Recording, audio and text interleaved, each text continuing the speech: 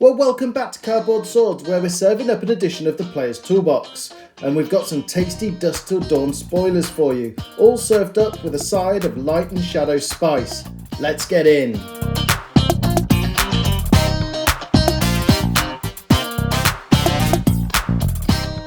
Now we've got a lot to get through, so where better to start than the generics. We've got a couple of tokens. The Eloquence token gives you next attack action card, go again.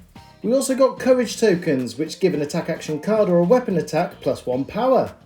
So Runeblade and Warrior players' mouths are watering at the possibilities. Hold the Line is a generic defense reaction that pitches for 3 and blocks for 2. But if the attacking hero has drawn 2 or more cards, then you prevent the next 3 damage. Feels a bit niche. Warmonger's Diplomacy is a 0-cost non-attack action card that comes in blue pitch, and it seems pretty powerful. It puts a multiplayer slant on you being able to get your opponent to choose whether they only play attack actions or non-attack actions on their turn. And Poison the Well is a niche instant that enables you to reverse your opponent's life gain effect. And Censor is a 1-cost 5 attack that has a disruptive effect. Seems pretty good. Onto the light cards, and we can now kit ourselves out in Radiant equipment. At instant speed you can banish the equipment and banish a card from soul to prevent the next 2 damage. Useful. We also saw United We Stand, a 2-cost 6 attack that blocks for 2. It also has the Unity keyword, a new keyword for the set, meaning when it blocks with another card, it does a thing. This one creates a token depending on the hero that you're playing, and although it's flavourful, I'm not sure it's playable. Lumina Lance is a bit like Blood on Her Hands for Boltyn, if Blood on Her Hands wasn't very good. Radiant Force Field is a light aura that enables you to banish a card from soul to prevent 1 damage. Laid to Rest comes in all colours and has some on-hit shadow hate. Blessing of Salvation can gain you some life if you jump through some hoops, and Cleansing Light allows you to destroy your opponent's auras of the corresponding colour. All of these seem niche, but they might have some application in specific matchups. Blistering Assault is a 2-cost badly rated attack with conditional go again. Yuck. Defender of Daybreak is an on-rate 0-cost attack that gets a defensive buff if you're playing against a shadow hero. And Searing Ray is a slightly under-rate attack that becomes a slightly over-rate attack if you've got a yellow card in your pitch zone. And last up we got Break of Dawn, a light instant that prevents damage but only if you're playing against a shadow hero. For some of these cards it feels like we're getting draft chaff but in a supplemental set, but trust me, things get better. Boltyn got a new lightsaber in the form of Beaming Blade. Time will tell if it's better than Raiden, although I think Raiden's probably still better in CC. We also got the Decimator Great Axe, a 3-for-4 with some pseudo evasion, which with some buffs could do some damage. And we got a shield, Bastion of Unity, which can block for 2 at best. Soul Bond Resolve is the legendary light warrior chess piece. It blocks for 2 with temper and allows you to charge at instant speed to prevent a damage. And Ironsong Versus is the new legendary warrior arms. You can pay 1 into it to give your sword an extra on-hit effect of making a courage token. It also blocks for 2 with temper. Chorus of Ironsong is a Dory specialisation. It buffs your Dawnblade by 1 and makes the damage it does unpreventable. And Morlock Hill is a blitz card that allows you to stave off death by preventing lethal damage. You've got to love the flavour. We got a series of Bannaret cards that do exactly what Boltyn needs. They give you some extra value when they're charged to soul. Bannaret of Courage gives you a courage token, Bannaret of Gallantry gives you a quicken token, and Bannaret of Protection gives you a Spellbane Aegis. If you haven't seen it already, we've got some gameplay using these Bannaret cards, and they're good. Bannaret of Resilience gives you next defending card plus 1 defense, Bannaret of Salvation gains you a life, and Bannaret of Vigour gives you a resource. My guess is Vigour and Salvation will probably see play, but the jury's out on Resilience. We also got some more charge attacks that give you a benefit if you charge with a yellow card. Beckoning Light allows you to recur some attacks from your graveyard. Spirit of War is basically a courage token factory. And Beaming Bravado is like a take flight that you don't have to pay for. I'm pretty sure all of these are going to make their way into some charged Boltyn lists. Glaring Impact is a 1-for-3 that gains overpower if you charge a yellow. Light the Way gets a conditional go again on hit if you charge a yellow. And V for Valor is an aura that sits on the board and has an attack reaction ability. It basically makes blocking even more awkward than it already was, and it was pretty awkward to start off with. Resounding Courage is a 1-cost attack reaction that provides a buff to your attack as well as giving you a courage token if you've charged this turn. Charge of the Light Brigade is a non-attack action that gives you next attack that you charge a buff, and Prayer of Bologna is a bit of Boltyn spice. It gives you next attack a buff and you reveal the top card of your deck, and if it's yellow it goes to hand. It also lets you charge. Spicy. Well, we were promised a Prism replacement and we got one. Prism, Awakener of Soul. She's a 4 intellect, 32 life hero with an ability of when you put a Herald card into Soul, you can search a figment from your deck and put it into the arena. You can also pay 2 as an instant, banish a card from Soul and awaken a target figment. Prism Advent of Thrones is the young equivalent with the same ability and 16 life. And because the original Luminaris hit the Living Legend bin with the Sculptor of Arclight herself, we got a new Luminaris.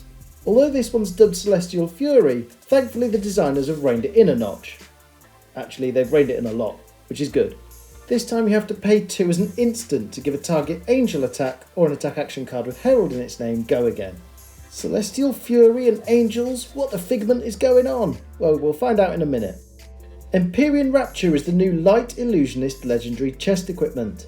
It allows you to activate the new Prism's instant ability for the bargain price of free, provided you've managed to get a Herald card into your soul. You can also pay 1 instant speed to give the equipment Ward 1. And Diadem of Dream State is a new Illusionist headpiece. It has Ward 2, and whenever a non-token permanent with Ward is destroyed, you can pay 1 to make a Ponder token. If Celestial Fury is not your thing, then there's always the Reality Refractor, a new Illusionist weapon that makes auras attack for 5 if you pay 2. We also got Flicker Trick, a defense reaction that's 0 cost and blocks for 5, but it's got Mirage, which is like reverse Phantasm. And Lost in Thought is a 1 cost non-attack action with Go Again that has a disruptive effect, and it's turned the heads of Drum Eye players. So figments do a thing when they come into the arena. They cost 4, so they're really expensive, but realistically, you're going to cheat them out using Prism's ability.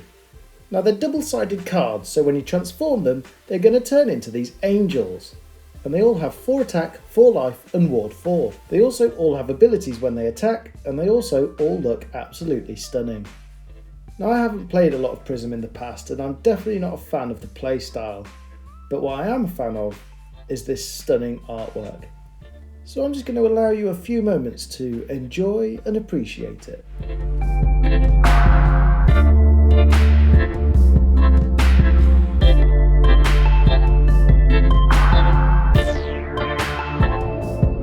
Pretty stunning, I'm sure you'll agree, and the pick of the bunch has to be Soraya, Archangel of Erudition, which enables you to draw 2 cards when it attacks.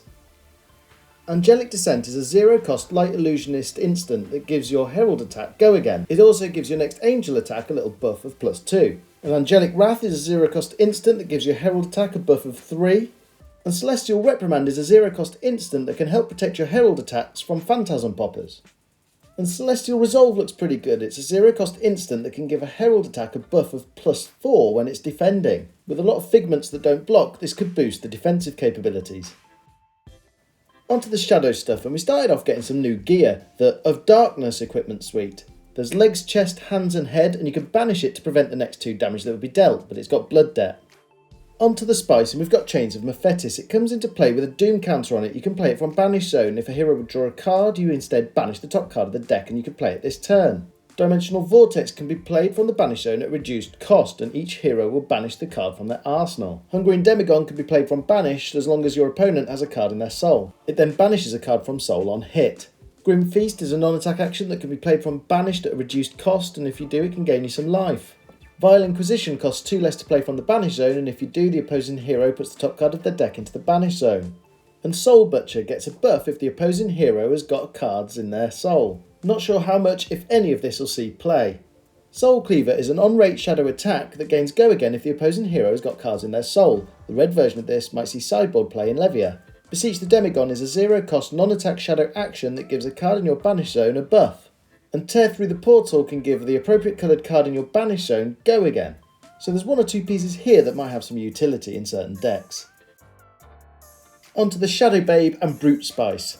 Hellhammer is a Shadow Brute weapon that attacks for 6 and costs 2, but if you attack with it, you have to banish it, and it's got blood debt.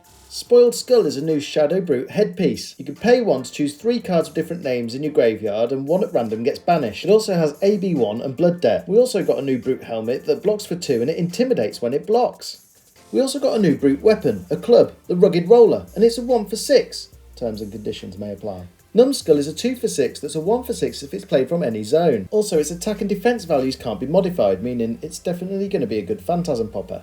Dig Up Dinner is a blue pitch non-attack action that can help with your fatigue plan by gaining you some life and putting some cards back in your deck. Diabolic Offering is a blue pitch Shadow Brute card with 6 power and 6 defense, as long as you've banished a card with 6 power or greater that turn. Shaden Death Hydra is a 13 power attack that costs 6, but it deals 13 minus the number of Blood Deck cards in your Banish Zone to you. And Slithering Shadowpede is a 1 for 6 that can be played from your Banish Zone as long as it got to your Banish Zone that turn from your hand. Expendable Limbs is a blue pitch defense reaction that blocks for 4. As an additional cost, you banish a random card from your hand, and if it's got 6 power, you can play it on your next action phase. Blood Dripping Frenzy costs 2, and as an additional cost, you banish your whole hand. You then draw cards equal to the number of cards with Blood Deck banished, and your Shadow and Brute attacks get a buff depending on the number of 6 power attacks that you banished. Ram Raider is an on-rate attack that requires you to banish a random card from hand. If it's got 6 or more power, it gains Go Again. Wallbreaker is an on-rate attack that gets overpower as long as you've banished a card with 6 power this turn. Shaden Power is a 0-cost non-attack action that requires you to banish a random card. If it's got 6 power, then your next attack gets a big buff. And Battlefield Breaker gets a small buff as long as you've banished a 6 power attack this turn. Shaden Swing is a well-statted attack with Blood Debt that requires you to banish a random card. Tribute to Demolition requires you to banish a random card, and if it's got 6 power, it gains a buff. And Tribute to the Legion of Doom is similar to Tribute of Demolition, but it costs 3 and has slightly better stats. So there's plenty of new Shadow Brute Blood Debt Spice. Talking of Spice, Levia Redeemed is a new demi-hero. You can play this from your inventory if you've got 13 or more cards with Blood Debt in your banished zone.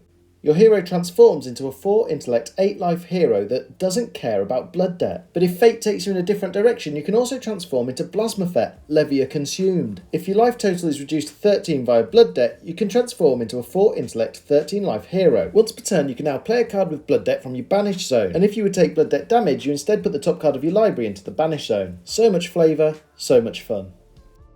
Well, Chain isn't returning to the game anytime soon. Instead, we've got Vynnset, a 4 intellect, 20 life hero. At the start of the turn, you can banish a card from your hand. If you do, you create a rune chant. And then whenever you play a shadow non-attack action, you can pay 1 life. If you do, the next rune chant damage that you deal can't be prevented. We also saw Vynnset Iron Maiden, the adult form of the same hero. We also got a new legendary Runeblade chest, the Dyadic Carapace. It has AB2 and defends for 2 with Temper. We also got the Flail of Agony, Vynnset's specialisation. It's a one-handed weapon that costs 1 to attack for 1, but when you do, it creates a rune chant. And Grimoire of the Haunt is an offhand weapon with AB1. As an instant, you can banish it and create an Eloquence token, and it also has Blood Debt. Scepter of Pain is another new Runeblade one-handed weapon that costs 2 to attack, and when you do, it deals 1 arcane, and if you deal damage with that arcane, it creates a rune chant. Runic Reckoning is essentially a 0-cost non-attack action, as it gets reduced by the number of rune chants you control, and it gives your next Runeblade attack a buff of 3. Widespread Annihilation is a 4-cost blue pitch attack that comes in for 6. It has the new keyword Runegate, meaning it can be played from the banished zone as long as you control enough rune chants. When the combat chain closes, if you've lost life, it's also going to rip a card from your hand. Widespread Destruction does a similar thing, but it's a yellow pitch, it costs 3 and it's going to rip a card from your arsenal. And Widespread Ruin is a red pitch, it costs 2 and it's going to rip a card from your deck. Funeral Moon is a 0-cost non-attack action that can be played as an instant as long as a hero has lost life this turn. It can be played from the banished zone and it simply creates a rune chant token. Requiem for the Damned has the same card text, but it creates an Eloquence token. Envelop in Darkness is a 1-cost non-attack action with Go Again that creates a rune chant token. It also gives a buff to the next attack you play via Runegate. Deathly Delight is a 2-cost attack with Runegate that can gain you some life when the combat chain closes. Deathly Wail is a 3-cost Runegate attack that creates rune chants when the combat chain closes. Putrid Stirrings is a 3-cost non-attack action that can be played from the banished zone, and it gives a big buff to your next Runegated attack. Rift Skitter is a 3-cost attack with Runegate that has built-in Go Again. Phantom Banshee is a well-statted 3-cost attack with Runegate, and Phantom Wraith is a well-statted 2-cost attack with Runegate. Vynnset also got a specialisation, Oblivion, which you can play only if you control exactly 6 rune chants. It summons Nazruth, the Soul Harrower, a 6-power, 6-life ally that has an upside if it deals damage to a light hero and banishes a light card from their soul. And if you're a fan of the OG Runeblade, Viceroy got a new specialisation, Bequest the Vast Beyond, a 0-cost non-attack action that is a must-play in any Viz deck. A smattering of other heroes who also were involved in the War of the Monarch storyline got specialisations. Each one has the Unity keyword to signify the flavour of the heroes coming together to fight against the Shadow. And Anthem of Spring is Briar's specialisation. It's a blue pitch 0-cost non-attack action that simply gives your next attack +1. Northern Winds is an Oldhim specialisation that pitches for blue. It costs 0 and it's able to freeze an ally, an equipment or an item. And Call Down the Lightning is Lexi's specialisation, which is able to push a bit of extra damage if your opponent wants to defend any of your attacks that turn. Starstruck is the Bravo specialisation, a 7 cost 10 power attack with a crush effect that prevents your opponents playing attacks with greater power than the amount of damage that they took from Starstruck.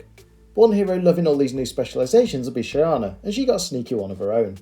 Well, there you have it. Thanks for watching this edition of the Player's Toolbox. At the time of recording, this was all the spoilers we had. Please like and subscribe if you enjoyed this content. We've got plenty more on the way, with an episode of Chalk and Talk coming soon, where we're going to talk to Chris about his top picks from the set. Perhaps we'll see you then.